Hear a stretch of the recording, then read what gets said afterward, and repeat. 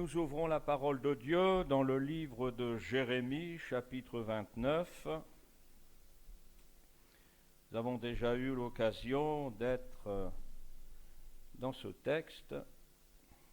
Nous y revenons à partir du verset 11.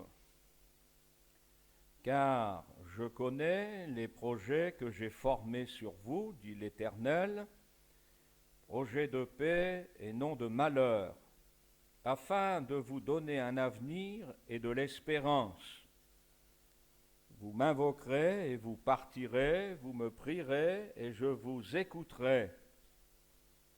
Vous me chercherez et vous me trouverez, si vous me cherchez de tout votre cœur.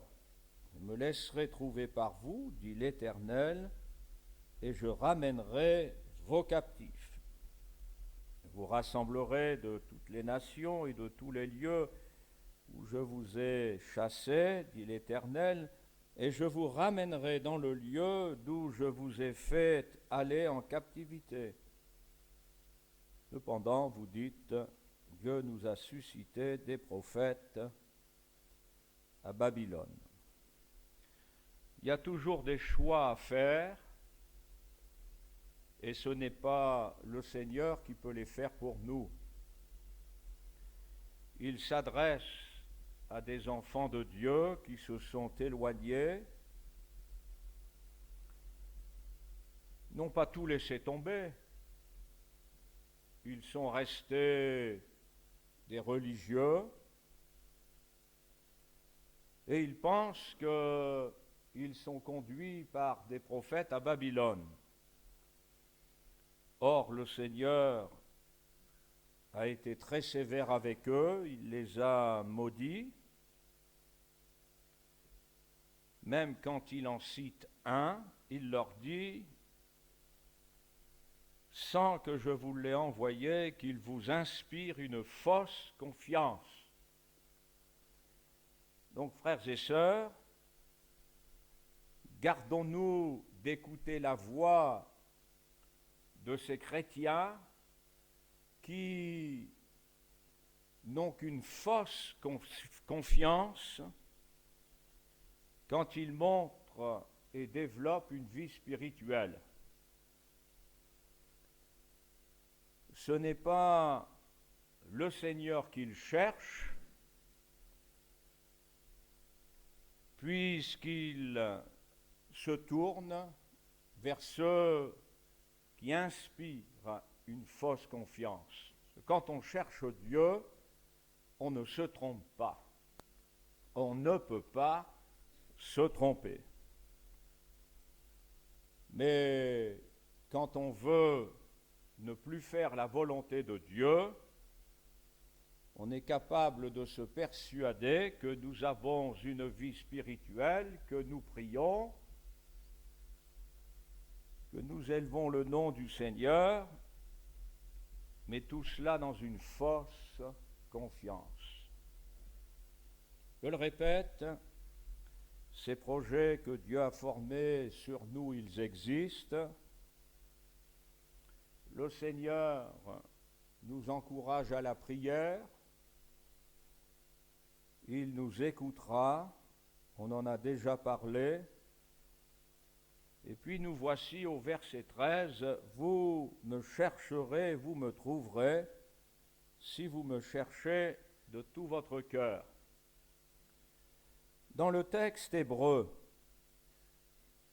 « Vous me chercherez », verset 13, « et vous me trouverez si vous me cherchez de tout votre cœur. » Il y a là 2 fois le verbe chercher, mais ce n'est pas le même mot à chaque fois.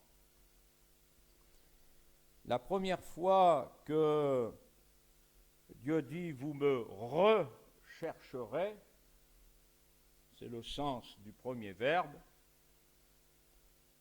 et c'est après avoir recherché que nous pouvons le trouver et développer une vie de celui qui cherche le Seigneur de tout son cœur. Ce mot est très important. C'est une charnière dans notre vie de tous les jours avec le Seigneur. Nous savons que nous recherchons bien des choses. Le Seigneur Jésus nous a exhortés à chercher premièrement le royaume de Dieu. Il emploie un verbe qui réunit les deux, rechercher et chercher, dans Jérémie 29.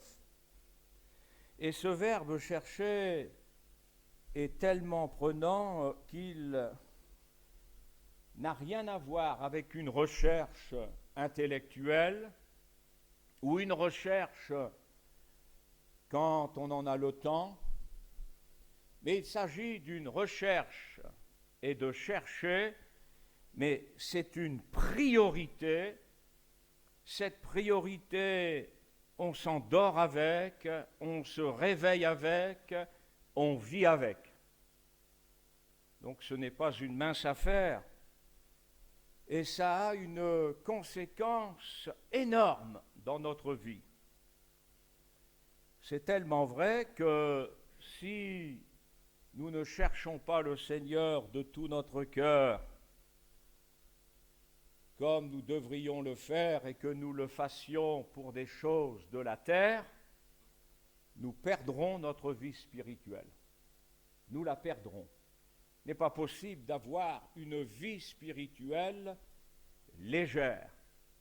Elle doit être profonde et ce sont ces deux verbes qui la caractérisent.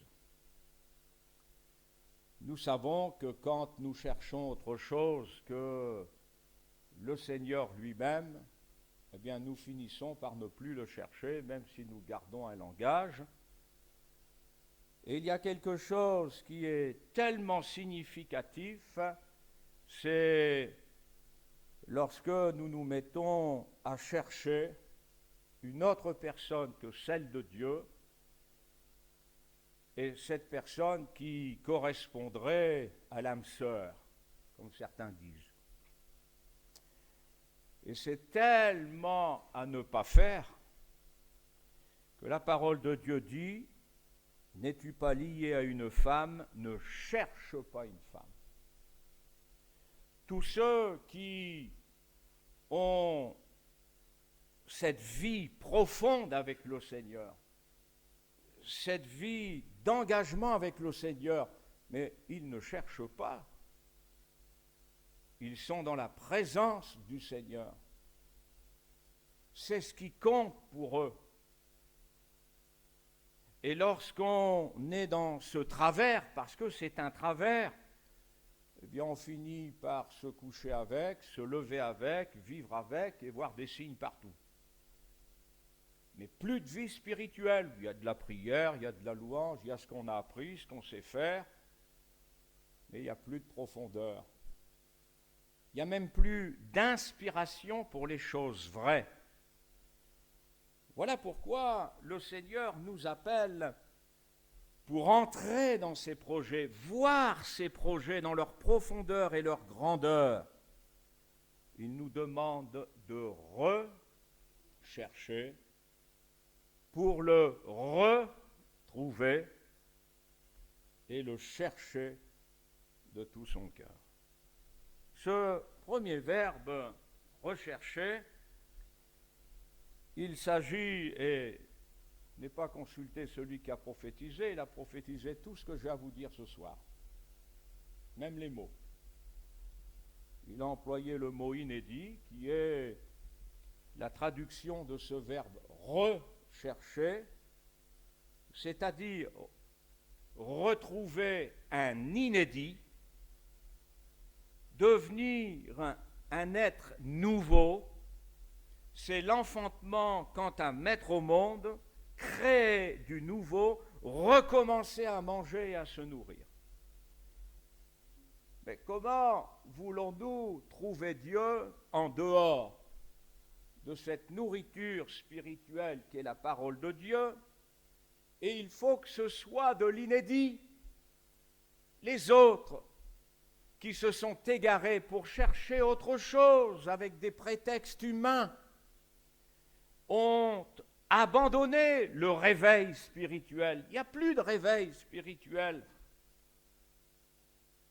Il leur est impossible de vivre seuls. Ils sont entrés dans une dimension humaine, mondaine, terrestre, et les choses terrestres n'ont jamais été un tremplin pour les choses spirituelles. Alors, il faut de l'inédit. Il faut arrêter de « voilà, je me suis trompé, c'est pas comme ça qu'on fait », et on retrouve une période où on reprend les mêmes choses quand ça allait bien, et on retombe toujours dans les mêmes travers. Parce que on ne recherche pas Dieu pour le découvrir.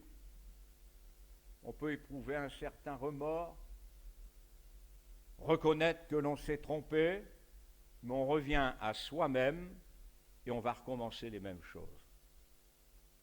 Et ça va de plus en plus mal.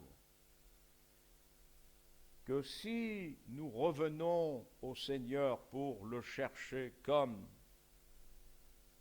nous voulons le chercher, alors faisons-le avec d'autres sentiments. Faisons-le en disant « Seigneur, je ne veux plus cette relation avec toi comme je l'avais. Tu étais celui qui devait me donner ce que j'espérais, ce que je voulais ici-bas. Mais je ne veux plus me tromper, je ne veux plus de ces choses.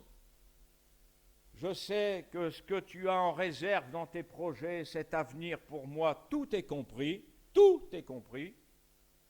Ma jeunesse, mes âges, ma vie, son quotidien à venir.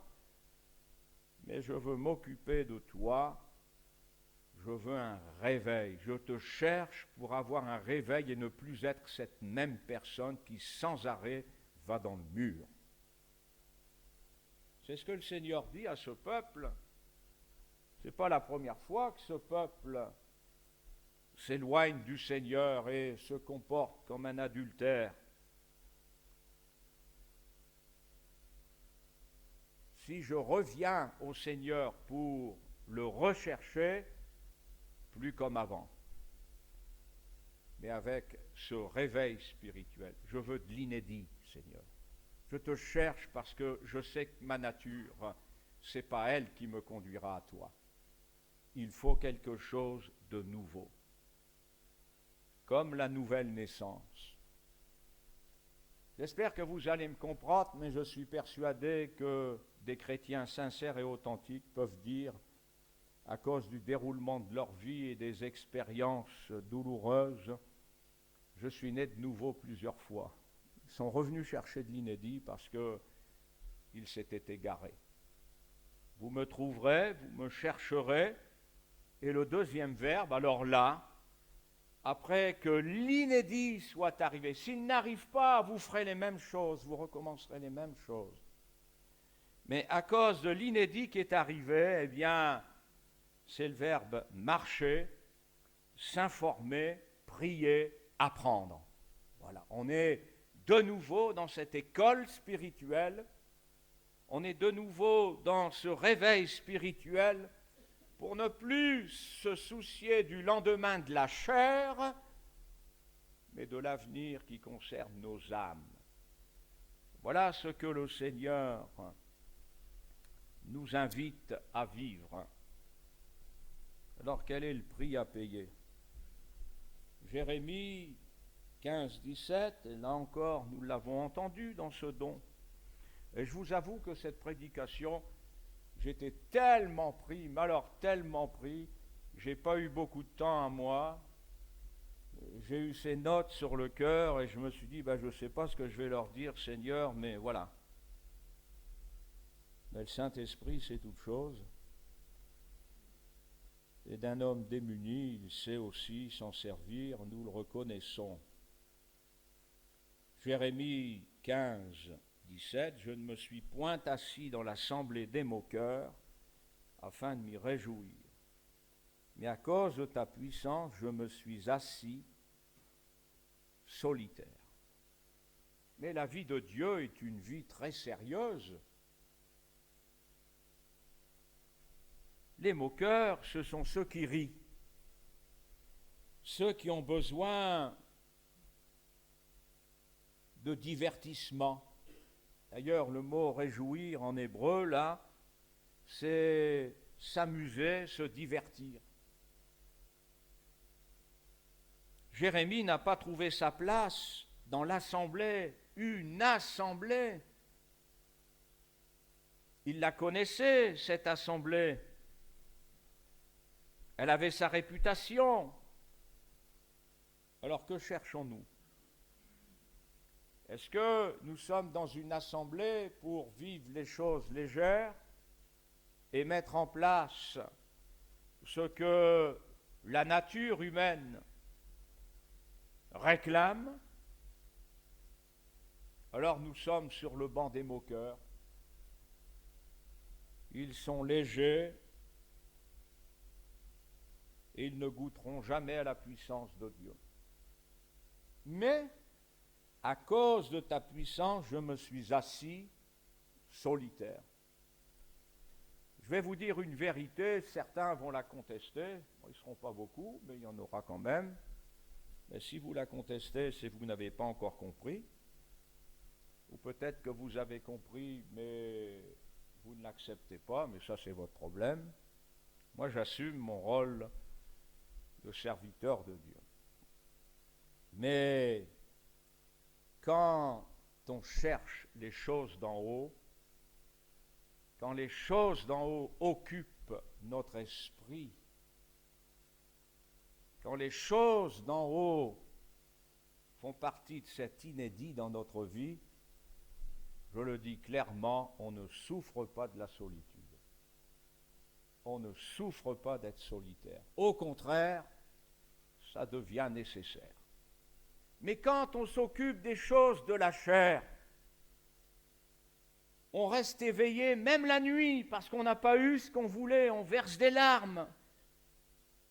On reste éveillé à crier au Seigneur, donne-moi Seigneur, mais Seigneur, Seigneur, Seigneur. Il y a plein de choses comme ça.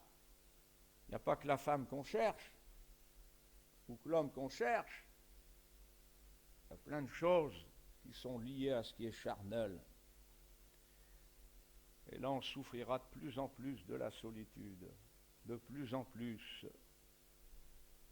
d'être seul parce que le reste ne nous a pas intéressés. Et comme on n'obtient pas ce qu'on veut, c'est une solitude que la chair trouvera toujours insupportable. Mais si je ressemble à Jérémie, j'entendrai encore ce que le Seigneur lui dit au verset 19, c'est pourquoi ainsi parle l'Éternel, si tu te rattaches à moi, je te répondrai, tu te tiendras devant moi. Si tu te rattaches, mais nous pouvons lire ces passages dans la parole de Dieu où attache-toi à Dieu, attache-toi à ses instructions. Mais là, c'est si tu te rattaches. Être solitaire à cause de la puissance de Dieu, pas à cause du décor, à cause de la puissance de Dieu, cette puissance que l'on veut dans notre vie. Je ne sais pas, vous la voulez, cette puissance? Alors ne cherchez pas autre chose que Dieu. Le reste vous sera donné. Vous serez mieux servi que les autres. Mais ce n'est pas à cause de ce que je dis que vous allez vous mettre à chercher Dieu, j'espère. Marquez si ça pouvait déclencher l'inédit. J'en doute, mais bon. Mais si tu te rattaches à moi. Jérémie a fait le vide. Quand il dit « je me suis assis solitaire », bien sûr, il s'est éloigné de ceux qui voient la vie chrétienne que pour être bénis, afin que le Seigneur subvienne aux besoins du corps, de la chair, de l'esprit de l'homme. Mais quand Jérémie s'est mis solitaire, il n'a pas fait que le vide dans ses relations, même religieuses. il a fait le vide dans sa tête, dans son cœur. Il a fait sortir de son être les choses futiles, les choses inutiles, qui l'empêchaient d'être dans ce réveil, dans cette vie inédite. Il a fait un travail dans son être entier pour donner priorité. Vous savez, si vous confessez que vous aimez le Seigneur et que c'est lui que vous aimez et que dans votre cœur, il y a encore plein de choses qui ne peuvent pas cohabiter avec le Seigneur, soit vous vous trompez, soit c'est du mensonge, mais en tout cas, vous ne serez jamais dans l'inédit. Il faut. Jésus a employé ce verbe chercher d'une manière aussi solennelle dans Luc chapitre 11. Luc chapitre 11. Nous avons ces paroles, verset 9, « Et moi je vous dis, demandez et l'on vous donnera, cherchez, vous trouverez, frappez, l'on vous ouvrira. Car quiconque demande reçoit, celui qui cherche trouve, et l'on ouvre à celui qui frappe. Quel est parmi vous le père qui donnera une pierre à son fils s'il lui demande du pain? Ou s'il demande un poisson, lui donnera-t-il un serpent au lieu d'un poisson? Ou s'il demande un œuf, lui donnera-t-il un scorpion? Si donc, méchants comme vous l'êtes, vous savez donner de bonnes choses à vos enfants, à combien plus forte raison le Père Céleste donnera-t-il le Saint-Esprit à ceux qui le lui demandent? » Eh bien, il y a plein de choses que l'on peut demander. On peut demander un œuf, on peut demander du pain. Le cœur de l'homme, qui est méchant par-dessus tout, inguérissable, il est là, en face de Jésus, toujours à demander pour satisfaire la chair, mais à la place de l'œuf et du poisson qu'a mis Jésus. Jésus n'a pas dit, mais ce que vous cherchez dans vos besoins quotidiens, je vais vous le donner. Jésus est supérieur à ces choses. Jésus parle du Saint-Esprit. Il met le Saint-Esprit à l'ordre du jour d'une manière aussi vitale que celui qui a plus de pain chez lui et qui en pleine nuit va devoir aller réveiller son voisin pour lui demander. C'est la présence du Saint-Esprit. Mais quand le Saint-Esprit vit en nous, mais si nous voulons de l'inédit, si vous recherchez le Seigneur, mais l'inédit, c'est ce souffle de l'Esprit dans notre vie pour nous remettre debout, pour nous redonner une vraie direction, un vrai sens à notre vie. Et nous avons tout en cela. Ce n'est pas l'apôtre Paul qui a eu l'exclusivité d'être lié par le Saint-Esprit. Et maintenant, voici lié par l'Esprit, je vais à Jérusalem, ne sachant pas ce qui m'arrivera, seulement de ville en ville, l'Esprit Saint m'avertit que des liens, des tribulations m'attendent, etc. Ce n'est pas que pour Paul. Jeune homme, jeune fille, enfant, adulte, couple, vieillard, et dans les projets, dans l'avenir que le Seigneur a posé pour chacun d'entre nous, on a le même plan pour chacun. Et nous sommes appelés à vivre avec le Saint-Esprit sans savoir où nous allons, mais laissons-le nous guider. Et tout ce qui nous arrivera dans la vie de quelqu'un de spirituel, tout ce qui lui arrive, c'est une rencontre. La plupart des choses qui nous arrivent, nous demandons au Seigneur une chose, il nous a exaucés. Mais si nous faisons les comptes dans notre vie, parce que nous marchons, nous recherchons, nous vivons dans l'inédit, en faisant le bilan de notre vie, on s'aperçoit que le Seigneur nous a plus donné de ce que nous n'avons pas demandé que ce que nous avons demandé. C'est toujours comme ça. Et je dirais même la femme de notre vie n'a pas eu besoin de pleurer, d'aller chercher, de faire des manigances et tout ce qu'on veut. Un poste pour travailler, on n'a pas eu besoin d'aller chercher des relations et trouver quelqu'un qui pourrait nous faire entrer par cette porte, par ceci, par cela. On n'a pas besoin de tout ça. Un jour, on vient frapper à notre porte et voilà. Mais je ne l'ai pas demandé, Seigneur, et je n'aurais pas souhaité mieux. C'est comme cela que ça se passe. Pour ceux qui sont spirituels, qui veulent revenir au Seigneur, j'ose dire pour les vrais spirituels, le Seigneur leur dit, je me laisserai trouver. Ce verbe trouver qu'il emploie dans Jérémie, c'est je me laisserai approcher, je me laisserai atteindre. Il va même plus loin, ce verbe, je me laisserai acquérir. Tu pourras prendre le Seigneur pour toi. Je serai avec toi comme quelque chose que tu possèdes. Tu apprendras et je t'apprendrai. C'est beau quand même, hein? Mais c'est comme ça que ça marche, frères et sœurs. Alors que le Seigneur nous aide, ne nous trompons pas de combat ni de chemin, mais rechercher le Seigneur, le chercher, c'est plus qu'une prière que l'on ne tient pas, que l'on ne vit pas. C'est l'engagement de l'esprit, l'âme et le corps dans la personne du Christ. Alléluia.